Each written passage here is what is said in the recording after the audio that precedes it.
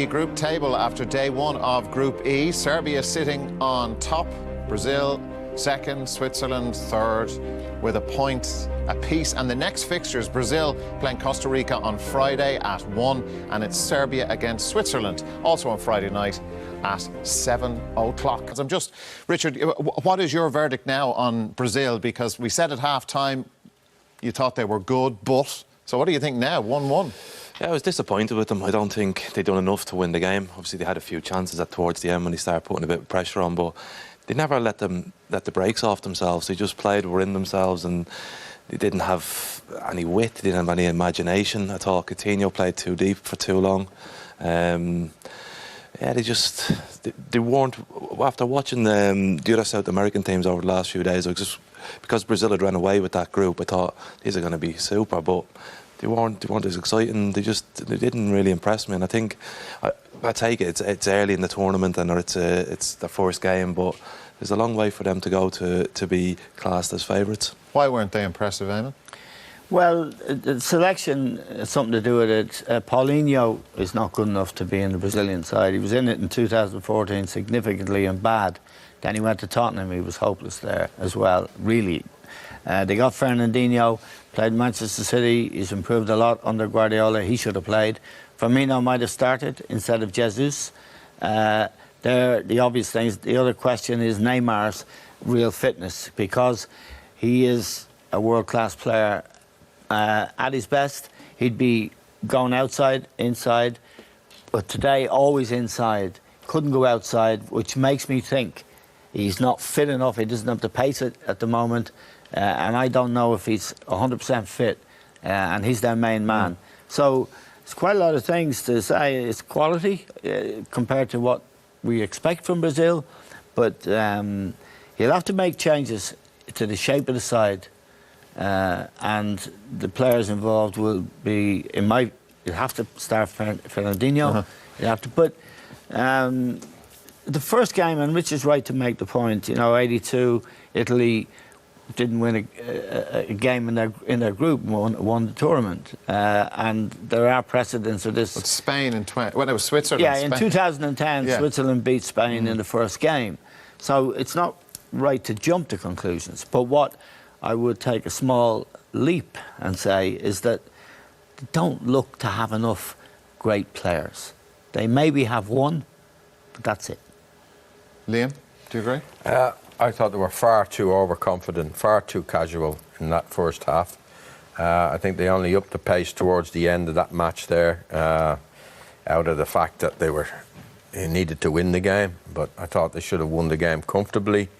If they had played with more tempo. I just thought they were overconfident and casual, and that was a bad sign. I thought Neymar was showboating, was overdoing it. He was getting dispossessed a lot. Yes, he got fouled a lot as well, and maybe the referee was a bit lenient with yellow cards for the Swiss team, but they were very disappointing. I would agree absolutely with Eamon that Paulinho doesn't deserve his place in that team. He doesn't contribute to their overall play. He gets far too forward, far too early. He gets himself in a position where he can't receive the ball, and he doesn't tackle enough. He doesn't win the ball back enough. I'm a bit worried as well about Casemiro going off. I know he got a yellow card, and perhaps he was a little bit, the coach was a little bit frightened that he might get another one and get suspended. But he was on his own in that midfield, and I think Fernandinho would have been far better in there alongside him. And again, I agree with Eamon. Firmino, for me, is a better leader of the line than Jesus. OK, let's have a look at the Swiss equaliser. And Richard, you're going to start us off on this because, well, look, the VAR, was there a clear push in here on Miranda? There was, yeah. It's a definite push. I think firstly you have to look at it and say the actual defending is terrible. They're all over the place. Two lads at the back stick never try and come in and mark them up. Miranda's in the wrong position. What we've seen last night with Croatia and Nigeria is a similar incident where a defender was grabbing the forward, gives a penalty. That's the forward taking the advantage again there. He's pushed him as he's trying to come back in. He's pushed him forward so he can't jump, and he puts the ball away. But you can see the Brazilian players here, they've seen it, so the referee must know about it.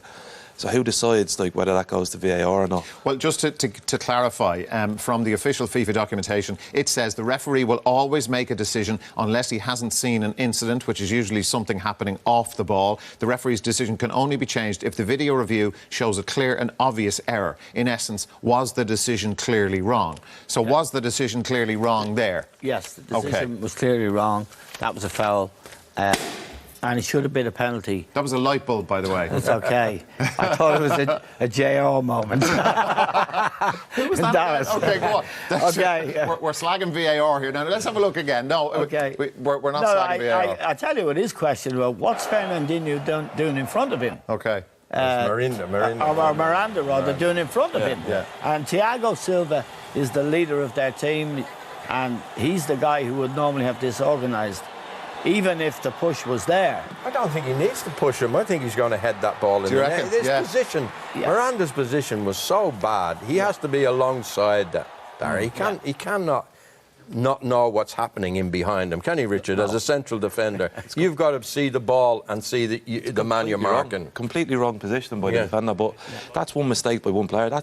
The main thing is the push, because that's what the whole tournament is based around, that this VAR is going to fix bad decisions. And then we've seen that, then we're discussing whether the foul on Jesus is a penalty, but the referee's just like not having it, you know? Well, so, as we've said as well, the VAR official in the broadcast centre in Moscow is watching absolutely everything. If the referee's decision on the field stands, but unless there's something, as I said, clearly wrong, well, he can call them back. If you get the Jesus incident up, if you I don't know, can do we call have it that up, one?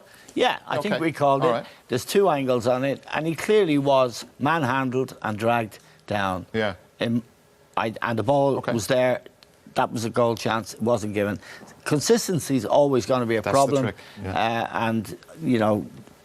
on my understanding of VAR, is both of those should have gone to the VAR people, and one, that goal would have been disallowed, and two, it should have been a penalty for Brazil. And again, this is where we're all getting used to this thing. As I said, the referee makes the decision. The VAR guy is looking at it. If he feels there's a problem, he can tell the referee. But he looked at it as well, and he felt there was nothing wrong. How can he not see that it's something wrong? I don't know. That's the process.